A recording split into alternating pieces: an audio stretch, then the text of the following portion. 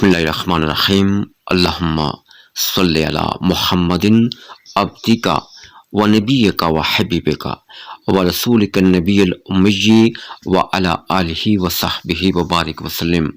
برادران اسلام، شعبان المعظم کی 15ویں شب گناہگاروں کی بخشش کی رات ہے۔ اس رات خداوند دو عالم کی خصوصی تجلیات کا نزول ہوتا ہے۔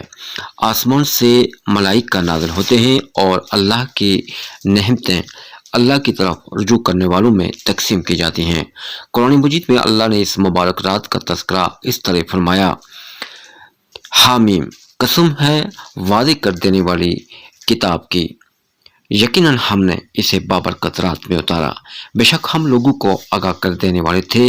اس رات میں ہر محکم کام کا فیصلہ صادر کیا جاتا ہے۔ وہ فیصلے ہمارے ہوتے ہیں اور ہم ہی بیچنے والے ہیں۔ مفسرین کرام کی رائے کے مطابق اس آیہ مبارکہ میں جس رات کا ذکر ہے وہ شعبان المعظم کی 15ویں شب ہے۔ آج کی اس بابرکت رات میں امت مسلمہ کا ہر فرد کوشش کرتا ہے کہ زیادہ سے زیادہ اعمال اوراد و وظائف کیے جائیں۔ اس ضمن میں چند اوراد و وظائف پیش خدمت ہیں۔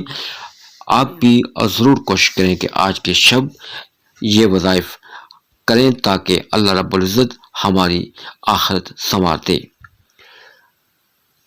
سب سے پہلے سورہ دہان ایک مرتبہ ہو سکے تو ترجمہ کے ساتھ پڑھیں۔ اس کے بعد سورہ کوثر 21 مرتبہ، استغفار 100 مرتبہ، استغفر اللہ رب من کل ذنب واتوب الیہ، کلمہ طیبہ 300 مرتبہ پڑھیں، یا کریمو 101 مرتبہ۔ رات کو 2 بجے حضرت سیدنا شیخ عبد القادر جیلانی رضی اللہ تعالیٰ عنہ کے بتائے گئے طریقے کے مطابق نماز تہجد ادا کریں۔ اس کا طریقہ یہ ہے کہ 2 رکعت کر کے 12 رکعت ادا کریں۔ پہلی رکعت میں سورہ فاتحہ کے بعد 1 مرتبہ سورہ اخلاص ٹھہر ٹھہر کر پڑھیں۔